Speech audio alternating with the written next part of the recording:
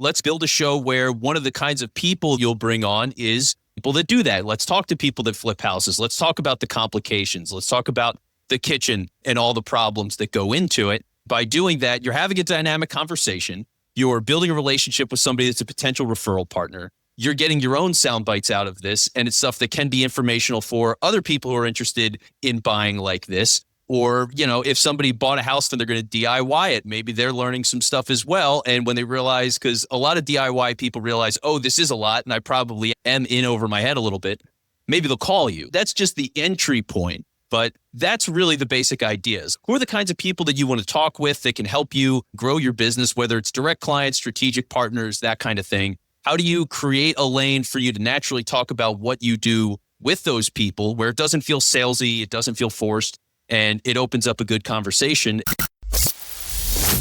But I am the world's biggest super fan. You're like a super fan. Welcome to the Business Superfans Podcast. We will discuss how establishing business superfans from customers, employees, and business partners can elevate your success exponentially. Learn why these advocates are a key factor to achieving excellence in the world of commerce. We discuss the invaluable insights of business owners who have successfully implemented the strategies in the book to build their own team of devoted superfans. Gain insightful knowledge from the experts who create applications to help you create passionate superfans. This is the Business Superfans Podcast with your host, Freddie D. Ready!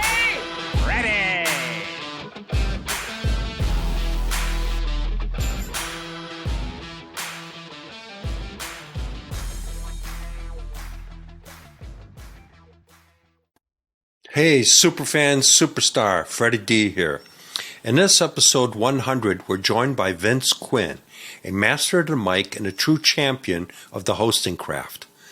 Vince began his journey as a radio intern and climbed the ranks to become a nationally syndicated radio host, reaching audiences across 225 stations throughout the U.S. and Canada. Today, he's the co-founder and creative director of SBX Productions, where he helps businesses launch and elevate their podcasts with purpose, clarity, and impact. As a host of It's Not Just Talking, Vince brings his passion for meaningful conversation to the forefront, teaching others how to harness the often overlooked skill of hosting. From podcasts to meetings to first dates, Vince shows how the art of great conversation can transform the way we communicate, connect, and lead. Get ready to rethink what it means to truly host. This conversation is packed with insight, energy, and practical takeaways. Welcome, Vince, to the Business Superfans Podcast. We're excited to have you here. Thanks for having me. I'm happy to be here.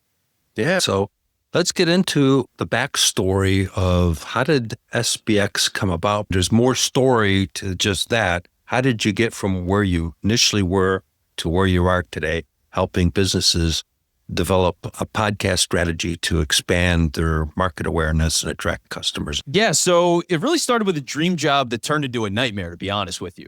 I was in sports talk radio in Philly, which for me was like the ultimate. I grew up every day, I'm watching sports news, going to Phillies games. That's all you talk about at school. I'm playing sports video games all the time. My dad coached my teams. I'd go to church on Sunday and people would wear Eagles gear to church. It was everything. Superfans. Right? Super fans to the biggest degree. That was the world that I grew up in, and so many relationships that I had built over the years, sports were very much tied into that. To be a social guy, I was always out and about and maintained a lot of relationships with friends of mine. To be able to translate those social skills, being out and about, having conversation, and turn that into sports talk radio was something that I initially did not think was possible for me. I just never considered it. Growing up, then I got the chance to work at a sports talk station in Philly, 94 WIP, one of the biggest sports stations in the country. And I started there spinning the wheel for prizes at events. So I was setting up the tents. I was an intern. And from there, I just kept climbing the ladder and taking all these different shifts and studying things when I had downtime. I might be out for 12 hours at an event, spinning the wheel, handing out shirts, doing all that kind of stuff. I'd get back to the station, unload everything, sit in the producer's booth, learn how to run the board, play the commercials, cut sound bites, get them in the system, see how a show runs. I was a radio rat. I just lived at the studio. I had a sleeping bag in my car because I slept on the couch all the time over there. I was so obsessed with it once I got in the door. And eventually I was nationally syndicated by the time I was 29. I was with CBS Sports Radio doing a national weekend overnight show. It was the Vince Quinn show.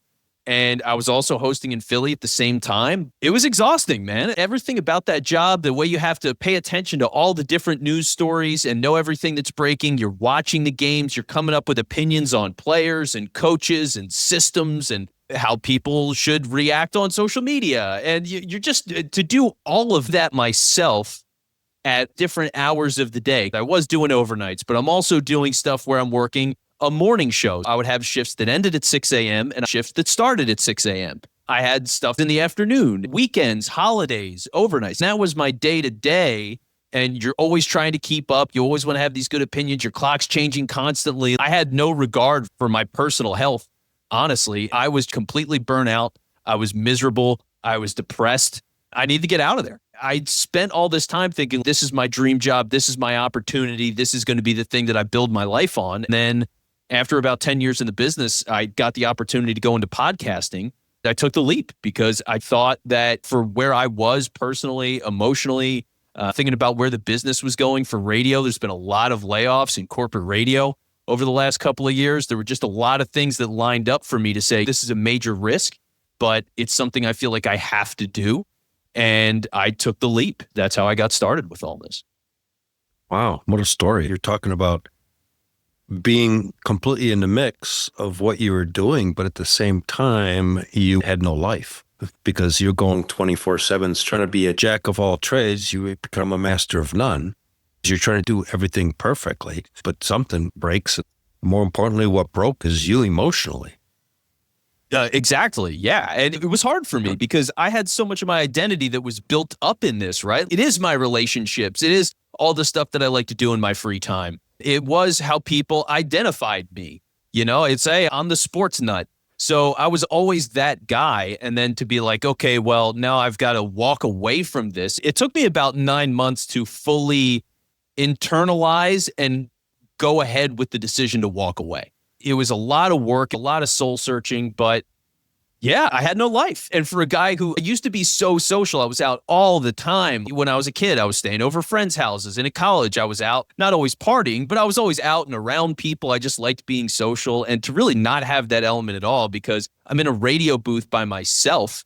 As much as it kind of felt like you'd think it's a social thing, you're doing this talk show, you are taking calls. To some degree, it was incredibly lonely.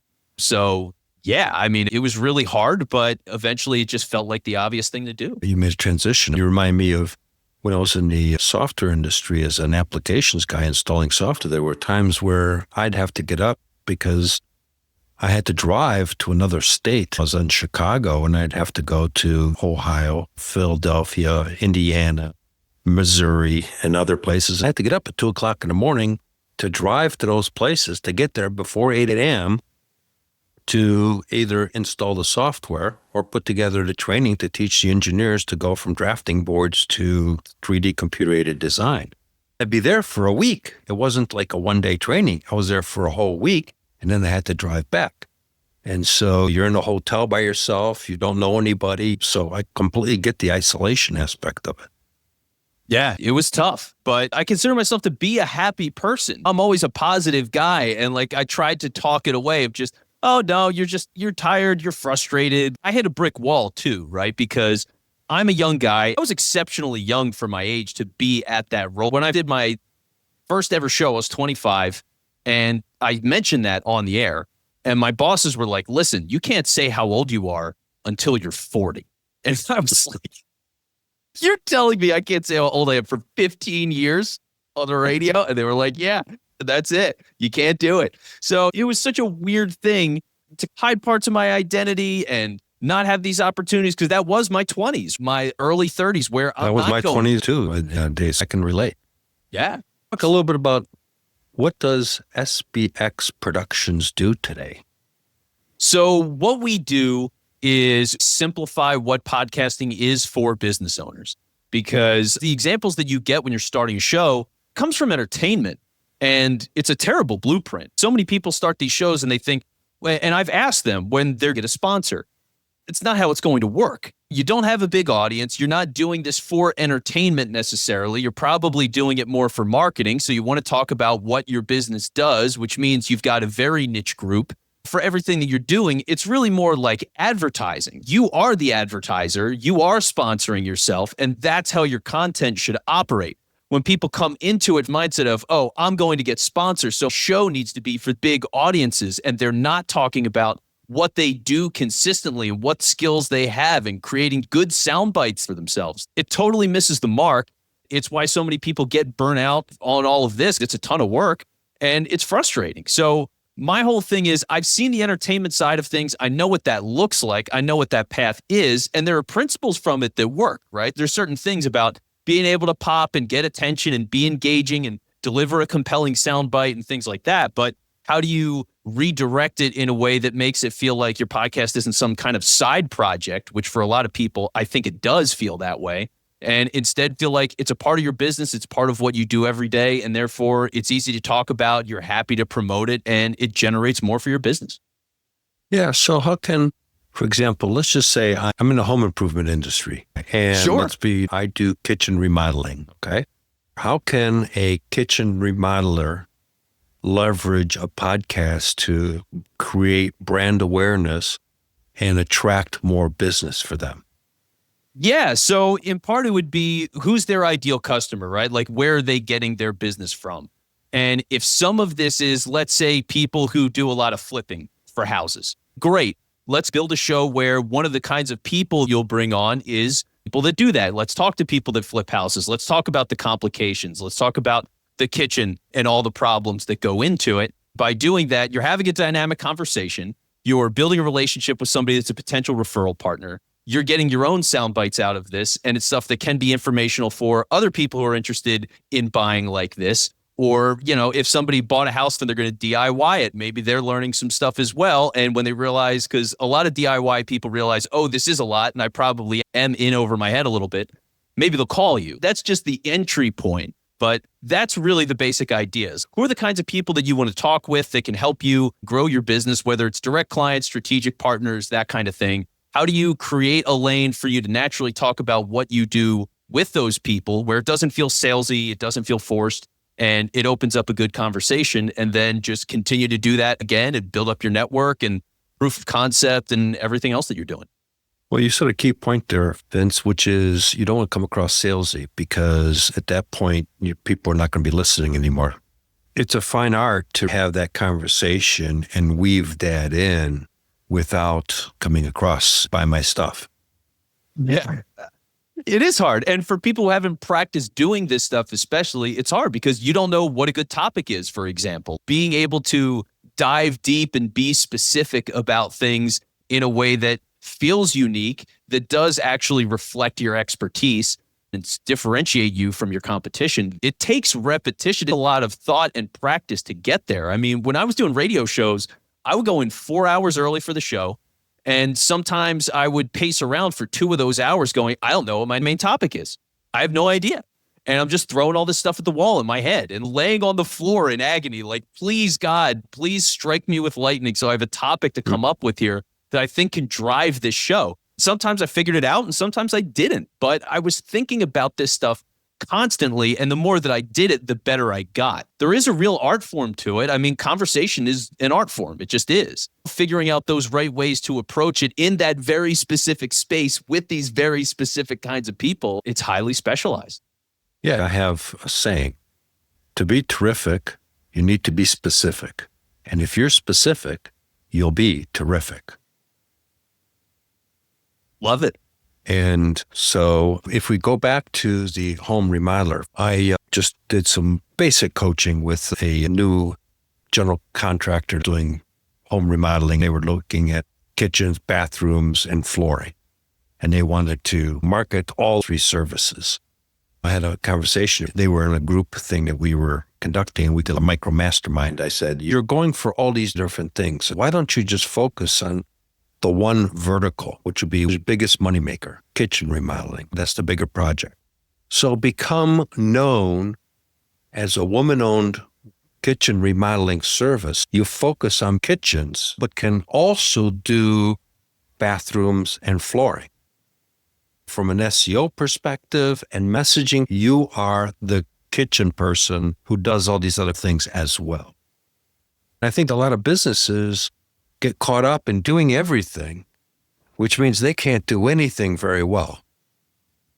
100%. And I was the same way. When I got started with the business, we said podcasting up front, but I was new to business and people were coming at us with all sorts of different suggestions. Like, hey, can you come to my place and shoot video and do some stuff for social media? Like, I would go to events and edit a reel on the fly. I would film some stuff and put together a highly produced video of an event as it was happening. And I would edit it there at the event and post it on their Instagram story to drive traction to the event.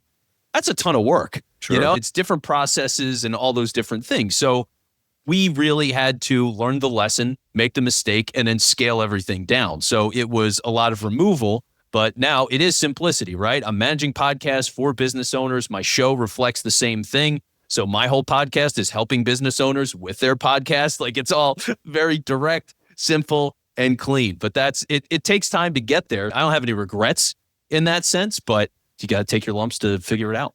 Yeah, let's share a story, speaking of that, how you've worked with the business and got them going in their podcast for their business and transformed them into what I call Superfan, that in turn is basically acting as your sales agent and attracting more business back to you.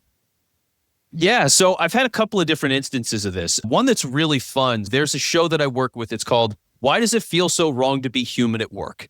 They consult with different HR teams and help them with workplace culture and communication. They started this podcast about a year and a half ago and did 10 episodes. They did one season to start.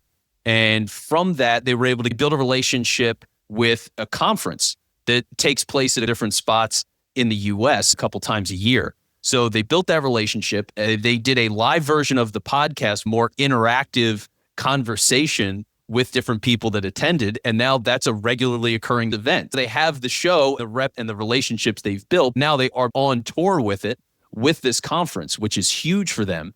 They just came back for the second season, which we just finished recording. And I'm getting a testimonial from them on Friday. Tying those things together has been great. For another client, she is a leadership coach. She's working with executives to help with culture from the top down. Hey, how do your decisions as a leader impact your managers, your general employees, et cetera? It's gotten to the point where she's been such a big fan that she added me to her coaching cohort. So it's a general thing that she offers within her services to these large businesses that she works with, where for things that are out of her scope, she refers people directly. There's a whole business arrangement that she customizes for that. She loved everything that I did with the show. She's given us testimonials already. Now she's added me to this cohort. So she's directly vouching for me to every client that she brings in the door. And I mean, you can't ask for much more than that. Well, that's a superfan, as I call it. And when a superfan recommends you to somebody else, that whole engagement conversation is collapsed, because now you've had a superfan strictly refer you. People don't usually get into price shopping and everything else. They just say, what do we got to do to get this working, versus going to 2-3 different vendors to get quotes. Having that superfan promote you collapses the whole sales process. It's great. Yeah. How much easier it is when you have all of that in your back pocket. Podcasting is such a niche industry. There's a lot of people doing it these days, but there's a difference between people. Some just run studios. You can go to the studio and they record everything for you. They record and edit, and that's it. Some are just freelance editors. For me, I consider myself first and foremost a strategist. I'm there to help you understand the concept of the show and the goals you want to set for your business with that show, create that alignment, and do everything relentlessly towards those goals. That's what I do. That's what makes me different than somebody who can just do the editing for the audio and video. We do that, but it's more of a consequence of the strategy. That's really our approach to it, and being able to distinguish ourselves in that way. My sales process tends to be slow because people are cautious about making the commitment to a podcast. To have a referral makes the process so much easier. Well, it's actually not even a referral, really. It's an introduction, because there's a difference between referrals and introductions. A referral is a name and a phone number. And typically you get a call and probably get a message and all that stuff. An introduction is much more powerful because you're getting that email. In today's world, it's done via an email, and there's an introduction. Hey, Freddie, here's Vince. He's a podcast guy. I think you guys should talk together because you can help each other's businesses, etc. It's a whole different level of passing off versus a referral. Here's a phone number and somebody that may be interested in your service. That makes a lot of sense. That's actually a great distinction. I've never heard it put that way before, but I love that. There's an old saying, poor people chase referrals, rich people chase introductions.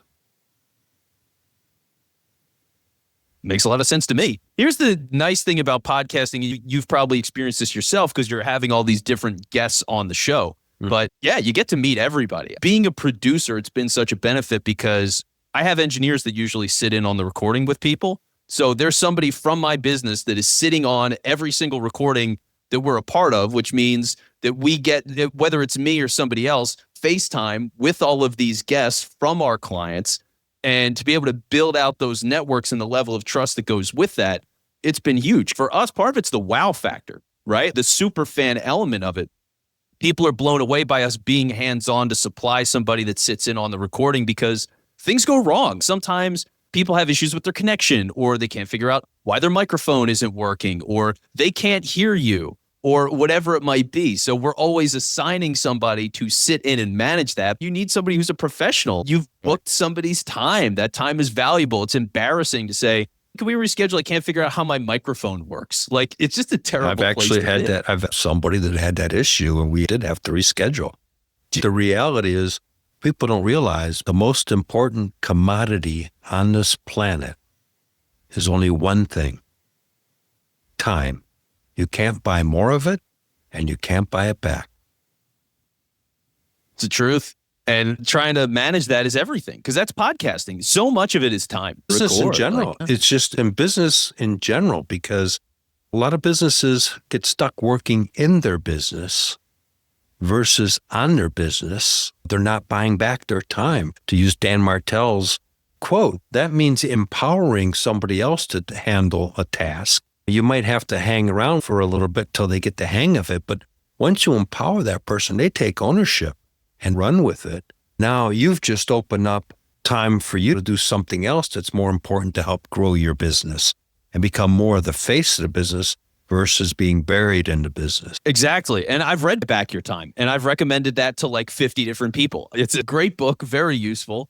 Trying to get other people on board to do stuff, managing different shows, to sit in on the recordings, to do the editing, coordinating guests, so that I can be out and about, going to networking events, hopping on different podcasts, bringing people onto mine, posting like crazy on social media, commenting on LinkedIn. I reserve time for all of that stuff because it's how you keep the relationships. And then you can, in today's role, leverage AI to continue that engagement in a clever way so that you're able to multitask if you leverage AI technology in a proper way, because you could be doing something else that's communicating with somebody, and at the right time, it passes it over to you, and it's a seamless conversation because you went from the AI in a chat. You can program all the chat, and then it says, okay, hang on a second, we'll get you Vince right here. Or they may be thinking they're talking to you, and then next thing you are talking to them.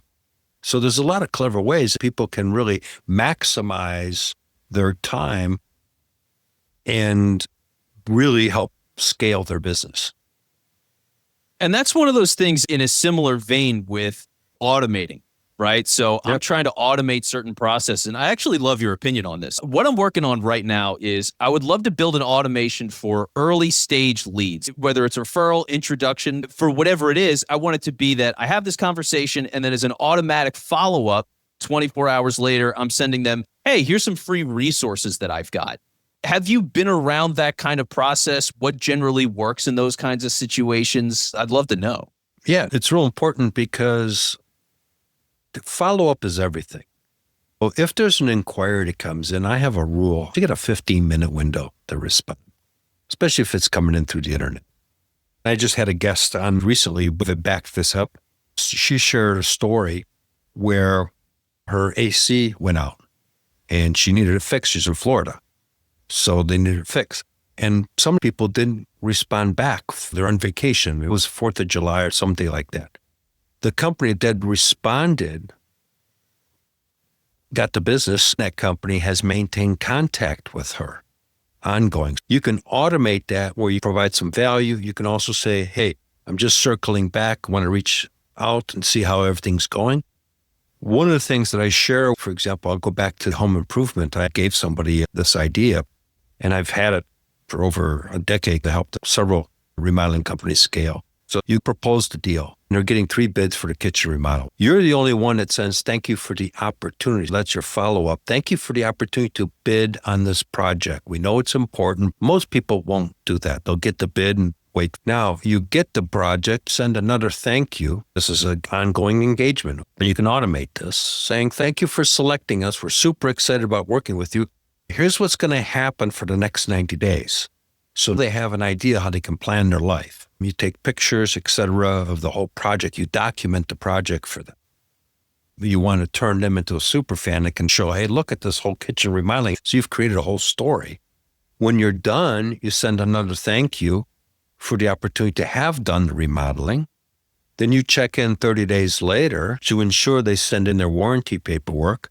Then you go to 6 months, you go to 1 year, and you stay that year, and you can create that in an automated fashion to maintain that engagement. Same thing with prospecting. You got a prospect that comes in, you can set up a system that says, hey, thank you so much for the inquiry. If it's something that they need, a phone call or whatever. And then if they're still just getting inquiry, put them on a drip campaign that reaches out periodically, provides some value, some insights, and then every now and then go old school and actually call them. Yeah, makes a lot of sense. And the drip campaigns are the kind of thing that I would love to do more of. It's finding the time to go and properly build these out and really prioritize which ones I want to do. I've got some handouts, and that's one of the things that's been helpful for me and built that trust. Hey, you're interested in starting a show? No problem. Here's a handout. This is every step that we do. I did this for myself with my show. I'll do it for you with yours. Go check this out. If you have any questions, let me know. No pressure. And things like that have been really good. What are some basic campaigns where it's 3 quick follow-up emails after an appointment if they have an existing show versus they're launching a new show, or it's a networking call and it's informational and just getting to know each other. Building those out is definitely a major thing that I want to get done. It's just so much work, man. That automation stuff is exhausting. But it's a game changer. I mean, when I was selling software products, I'd spend 2-3 weeks getting acclimated with the platform and all the letters and automations that would be sent up. I was the guy in 1986 that had a Mac and wrote my own CRM system. I carried my Mac with me and did ROI using Excel on the Mac. It wouldn't be my ROI. It'd be yours because it used your numbers. The fax machine, because the Mac didn't communicate to anything back then. And then we put the quotation and fax out the quotation. You'd sign it. But going back to what you were talking about, and I'm going to share an idea for you. Again, going back to be terrific, you need to be specific. And if you're specific, you'll be terrific. I would look at creating some vertical markets that you are targeting and create the messaging for that vertical market as to how the podcast show, if they're looking to start up, how that podcast show would impact their vertical market versus here's a general that I can do podcasting for everybody. So when I was working with interpreting and translation, language communications, we did the marketing and mailed out the collateral. We created the messaging for different departments. We were selling it to the state of Arizona, which we landed. We created messaging for the health services department, for real estate, for OSHA, and for hospitals or law firms, especially criminal defense lawyers dealing with immigrants who don't speak the language. Each one had a problem, and we were the solution. And that's one of the things that over the last year, I would say we've been really looking to narrow down. And we've done it to a degree to 2 different verticals. So one of them is business coaches. The business and everything that you're doing is relationship based. You have all of this expertise and insight and experience. So let's showcase all of those things. Most of those people don't want to be on social media a lot. This can get them a flood of content. So doing all of that is pretty clean, and that's worked well for us. That was one of the examples I mentioned earlier, one of the super fans that I've got. Like, she's a business coach, and that's been great. Another one actually has been organizations. So what I've done is I have a client that is a co-working space, and we are working on studio services. So for those people, really offering coaching where, hey, you want to launch a show, but you're small, you don't have an established client base. I do coaching to give people the DIY little extra punch up, guide them slowly. And then for other people, it's launching the shows and doing that in partnership with those co-working spaces. So that's been an interesting service to provide to members, meeting a lot of different people. It's still related to the business coaches in a lot of ways because it's a lot of the freelancer and solopreneur types. We're also looking to take that further and start developing a more interconnective, community-focused podcast. How do you come up with a show that really maxes out your membership, relationship building within the membership, testimonials? So we've got that in the works too. Very cool. So, Vince, share with us all the services that you guys do at SBX. So the main thing is full service, hands-on podcast management. That can range based on whether you're an audio show, video show, if you have a newsletter and you're interested in a transcript. But generally speaking, we help you with the overall strategy for the show, production scheduling. We have the engineer that sits in on the recording. We help you in post-production, making the clips, quality checking all of that. We can do the social posting as well, scheduling it and getting it up. We upload the files for you. So full service. Beyond that, we do coaching services. That's an hour straight up with me, one-on-one, talking about any of that, plus on a more specific level, really diving into hosting. So 10 years of sports talk radio experience. Like I've done it. I've seen it. I know what it looks like. I've run all these different podcasts. I know how to run an interview. I know how to deliver a soundbite. I know how to think about these topics and stay in that very unique space that you want to be in. I really do help people and truly love doing that. Just talking about the art of hosting and guiding people in that way. So all of that, show launching services. So if anybody wants to figure out what this looks like, the way we launch a show is really, we build everything up to build one episode and go, do you like this concept? Does it work for your business? Can you handle the workload? Oh, it's too much? No problem. Let's reimagine this. Or this is great. Okay, cool. Now let's start talking about what a full season looks like or how to do this weekly. And that's how we treat it. But first, commit to one, understand the workload, understand the process, and go from there. Oh, yeah. It looks fun. It looks easy. But as you and I know, there's a lot of work involved, especially if you want to deliver a quality product. Editing the show, getting it put together, making it flow, all that stuff takes a lot of work. It does. Even though there's tools out there that simplify, you still got to go through it, listen to it. There's a sound, the verbiage correct. It's an art. But what we're doing is creating super fans of the guest, because I've created numerous super fans for people being on the show. They're promoting the show, and that's attracting more guests and listeners. Part of our job is to create super fans of our own show. Yeah, it's everything. One of the things that we've done during this conversation, Freddie, that I don't see all the time on podcasts, but it's important, and you do this well, is you have your own expertise and you're bringing it to the table. When it is an actual conversation and it's a back and forth, it's better for everybody. As a guest, I'm more engaged in the conversation. I think it's way more interesting. I was able to ask you a question earlier and get your feedback and your expertise. That's good for you and your brand and the kinds of clips you can make and establishing why you're the expert with the audience. People don't do that enough. It's a shame because you build this platform, and when you spend 90% of the time letting somebody else speak, you don't show off anything, and you're rotating guests each week. What have you really done to establish your own audience, your own brand, your own voice? You just haven't done it. And I think what I've learned is, as the host, my job is to make you look good. I mean, that's really, at the end of the day, that's my job, is how I look at it. I mean, yeah, I share my stuff, but you're the guest. So it's to edify you as being the guest. And then I throw in my 3 cents and go from there. That's right. I like that. So yeah, but that's the game. It's, hey, how can I make this person look good? And how can I dive into certain aspects that are going to be, knowing the audience so well, what are those things that are going to help this guest help them? So yeah, being able to tie that together is just, it's such a gift. Well, Vince, as we're coming to the end here, how can people find you? So if you want to listen to the podcast, you are a business owner that's having a hard time with your show, my podcast is called It's Not Just Talking with Vince Quinn. Go check out the show. That's on all platforms. And if you're looking to have a meeting with me directly, you can go to freepodcasthelp.com, and I will happily talk with you, whether it's a new show that you want to get started, an existing show that you're having problems with. We'll have a very personalized session, freepodcasthelp.com. That's a great offer and great information. We'll make sure that's in our show notes for our listeners. And again, Vince, thank you so much for your time. It's been a great conversation, and we definitely look forward to having you on the show down the road. Sounds good to me. Thanks for having me.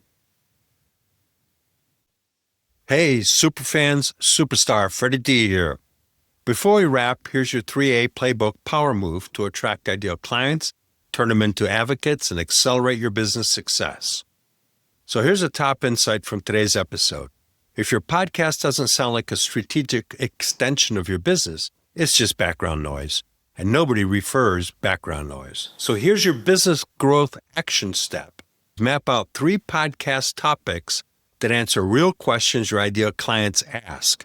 Then use those episodes to attract leads and spark referral introductions. If today's conversation sparked an idea for you, or you know of a fellow business leader who could benefit, share it with them and grab the full breakdown in the show notes. Let's accelerate together and start creating business superfans who champion your brand. We hope you took away some useful knowledge from today's episode of the Business Superfans Podcast. The path to success relies on taking action. So go over to BusinessSuperfans.com and get your hands on the book if you haven't already. Join the Accelerator community and take that first step in generating a team of passionate supporters for your business. Join us on the next episode as we continue guiding you on your journey to achieve flourishing success in business.